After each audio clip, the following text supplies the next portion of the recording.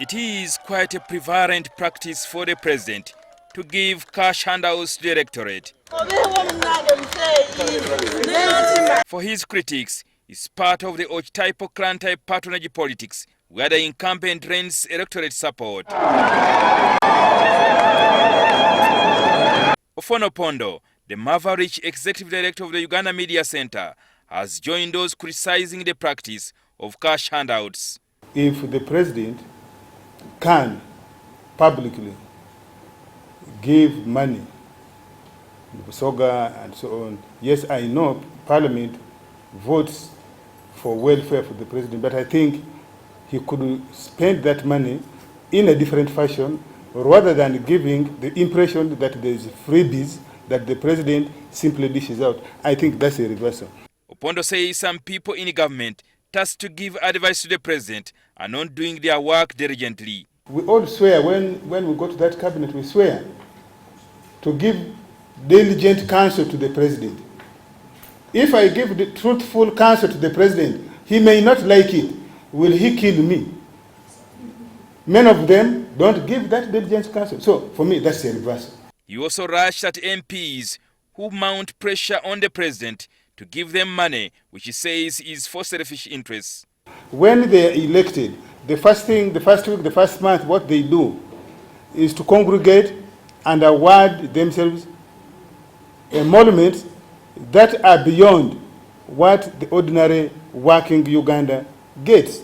And when the president agrees with them for different considerations, that's a threat of reversal, because the president should be able to withstand the pressures from his NRM MPs who are putting many of these unnecessary demands.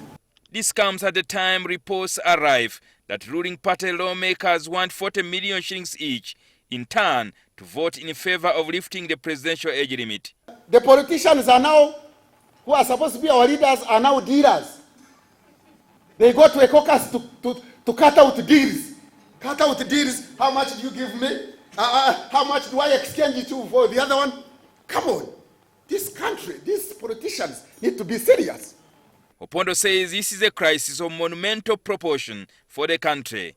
Then I think you need to revamp Parliament so that you send people who can think properly and prioritize better, and also send better people to cabinet. I think that's where the problem is. We have a crisis in leadership, political leadership.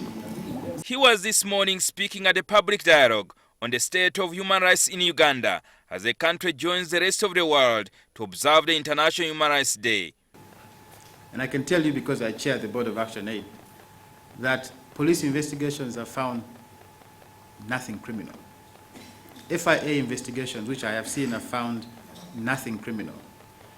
Bank of Uganda investigations, which I have seen, have found nothing unlawful.